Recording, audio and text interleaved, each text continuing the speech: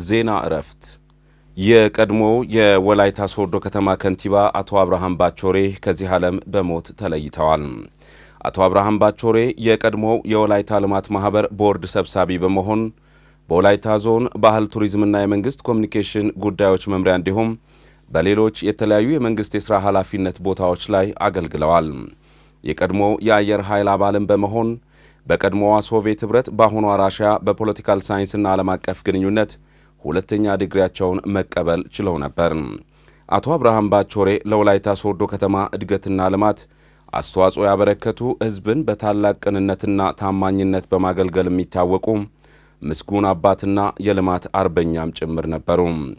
የተከበሩ አቶ አብርሃም ባቾሬ የወላይታን ባህልና ታሪክ ጠንቅቀው ከማወቅ ባሻገር ለትውልድ በማሸጋገሩም ረገድ በተለይም የወላይታ ዘመን መለወጫ በዓል ጊፋታ በዩኔስኮ በማይዳሰሱ ቅርሶች እንዲመዘገብ በተደረገው ጥረት ውስጥ ትልቅ አሻራ ያሳረፉ የሕዝብ ልጅ ጭምር ነበሩ።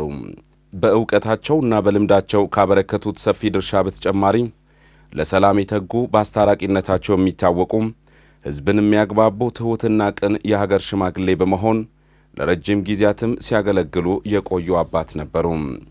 እኚህ የታሪክ አዋቂ፣ የወግና ባህል አድማቂ፣ ከሁሉም የዕድሜ ክልል ጋር ሳይቸገሩ የሚግባቡ የወላይታ ሕዝብ ዋርካ የሆኑ አባት ባደረባቸው ሕመም ምክንያት በሕክምና ሲረዱ ቆይተው ዕለተ አርብ ነሐሴ 8 ቀን 2018 ዓ.ም ከቀኑ 9 ሰዓት ተኩል አካባቢ ከዚህ ዓለም ድካም አርፈዋል።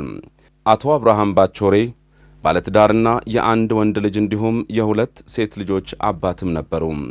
የወላይታ ቴሌቪዥንና ሬዲዮ ድርጅትም በህልፈተ ሕይወታቸው የተሰማውን ጥልቅ ሐዘን እየገለጸም ለመላው ቤተሰቦቻቸውና ዘመዶቻቸው መጽናናትን ይመኛል።